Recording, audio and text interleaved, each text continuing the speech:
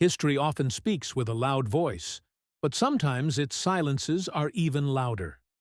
Across continents and centuries, stories were erased not because they lacked importance, but because they held too much power. And among the most silenced of all are the black heroines whose courage shaped nations, shielded their people, and changed the course of entire civilizations. Their stories exist in fragments now, pieces hidden in crumbling stone, whispered through oral memory, buried in songs, or tucked into letters that survived by luck alone. Today, those fragments come together once again. Today, their voices rise. This story begins with a truth the world rarely admits.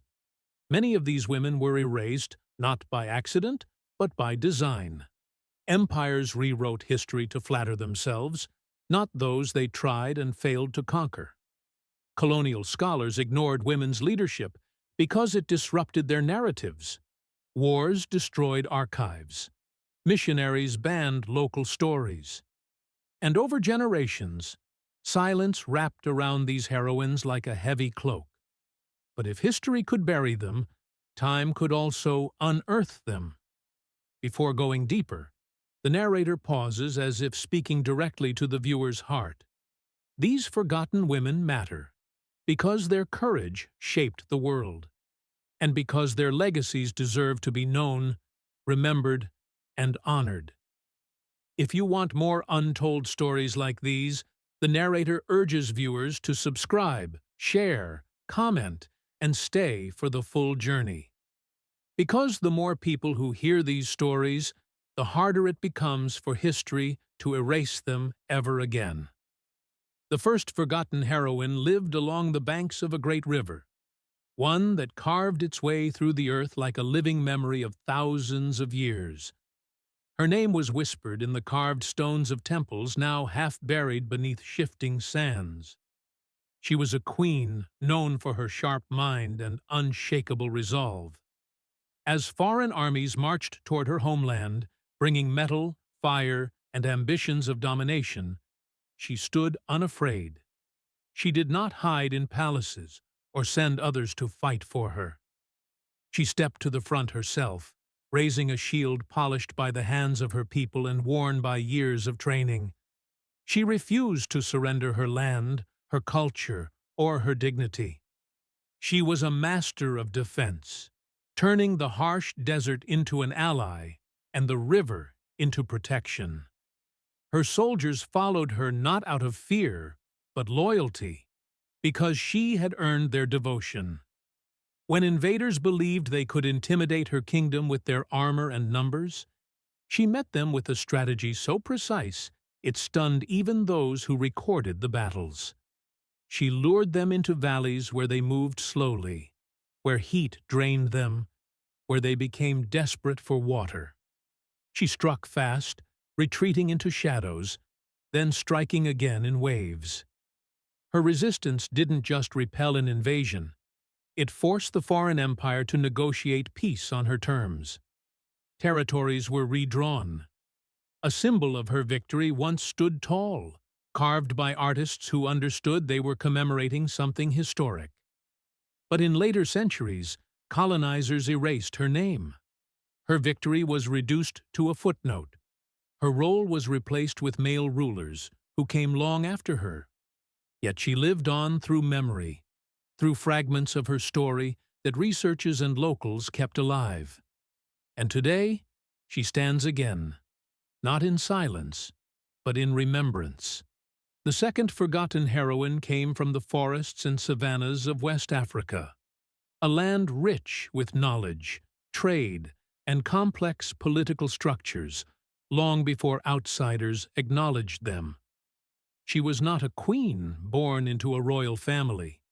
Instead, she rose through intelligence, influence, and the trust of her people. She became a strategist whose mind worked like a map.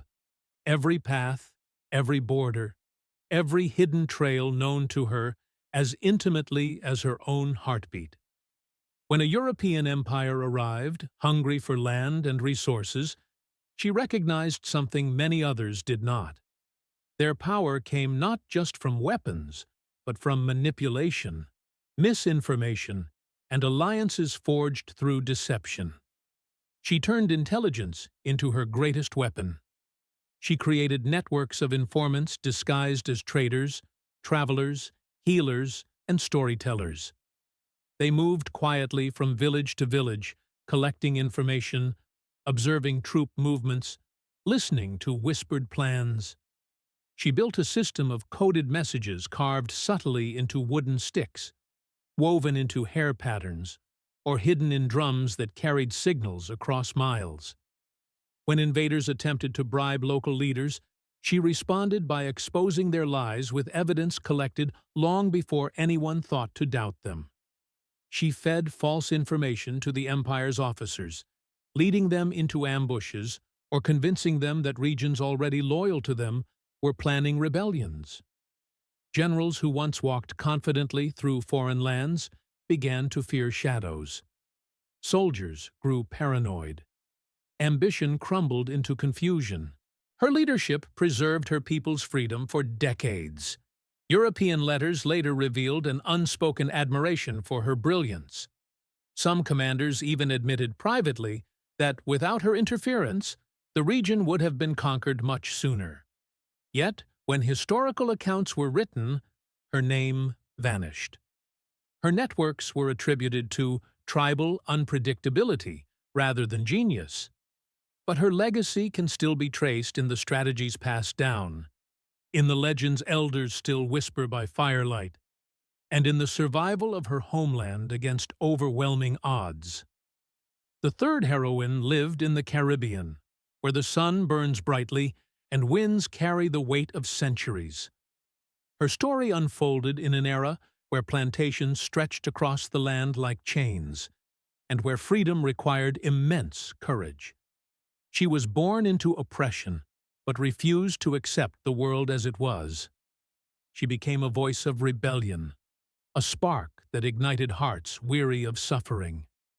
She taught people to read signs in the sky, to navigate forests without leaving tracks, to communicate through coded songs.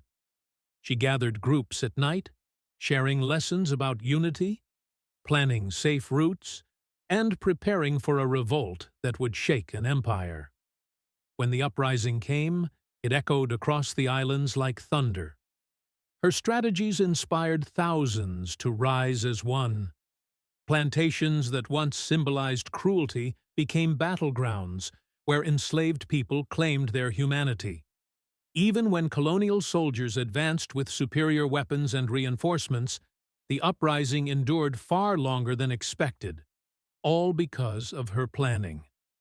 But after the revolt was suppressed, colonizers banned her name from stories. They feared she would become a symbol for future generations. They erased her from official records, removed references to women who led, and replaced them with narratives that minimized the intelligence and leadership of those who resisted. Still, her name lived in secret songs and in the determination of those who came after her. And though many may never hear her name, her actions shaped the region forever. The fourth forgotten heroine lived in Central Africa, where dense forests and open plains supported thriving communities with deep medicinal knowledge. This woman was both healer and protector. She understood the land intimately. Every leaf, every root, every scent carried meaning for her. She could identify plants that soothed fevers, cured infections, strengthened the body, or calmed storms within the mind. But her greatest test came when a deadly epidemic swept through her nation. Villages were struck suddenly, families falling ill, children gasping for breath, and elders weakened. Fear spread faster than the disease. Outsiders believed her people would collapse, opening the door for easy occupation. But she refused to watch her nation disappear. She traveled from village to village, learning how the illness behaved, observing patterns others overlooked, listening to survivors describe sensations before falling sick. She discovered a combination of plants, some bitter, some fragrant, some rare, that countered the symptoms. She prepared mixtures using agitation techniques learned from elders, boiling methods that preserved potency, and rituals that ensured balance. Her medicine revived the sick, her guidance restored villages, and her presence gave people hope. When foreign missionaries arrived later, they documented her cures, but claimed the discoveries as their own. Her name was removed from reports. Her wisdom was published in distant countries without credit. Colonizers praised the new medicinal breakthrough, without acknowledging she had mastered these cures generations earlier. Yet her knowledge lives on in modern practices and in the memories of healers who still follow her methods. Her story reminds us that science existed long before outsiders documented it, and that brilliance is not confined to laboratories. The fifth forgotten heroine was a diplomat from a coastal region rich with trade networks, cultural exchange, and a long history of political negotiation. She believed in peace even when war seemed inevitable. While leaders prepared for battles, she prepared for conversations. Her strength came from her ability to understand people deeply, their fears, their ambitions, their insecurities, their pride. She could diffuse tension with a sentence, redirect anger with empathy, and build alliances that lasted. At a time when two powerful neighboring kingdoms teetered on the edge of conflict, she stepped forward not with weapons, but with words. She traveled through forests, crossing rivers and rocky paths, meeting chiefs, elders, and warriors. She listened before speaking. She presented visions of unity that emphasized prosperity, shared trade routes, cultural preservation, and mutual respect. Slowly, her influence softened hardened hearts. When war seemed unavoidable, she brought leaders together under the shade of ancient trees. She convinced them that peace was not weakness, but wisdom. Her voice saved thousands of lives. Her diplomacy shaped borders and trade for an entire generation. Yet when later historians discussed the era, they focused on male kings, generals, and traders. Her contribution was dismissed as informal advice, even though without her, war would have destroyed everything. Her story remains a testament to the power of peace and to the women who save nations without lifting a sword. After hearing these stories, one might ask, why were these women forgotten? The narrator explains gently but firmly that erasing women, especially black women, was part of a larger strategy. Patriarchal systems valued war, but dismissed healing, diplomacy, intelligence work, and community leadership.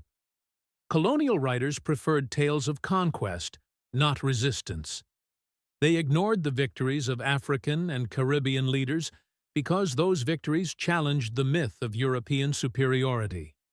Records of women's contributions were destroyed during invasions, lost as languages were banned, or dismissed by scholars who refused to believe women could shape history. But silence does not erase truth.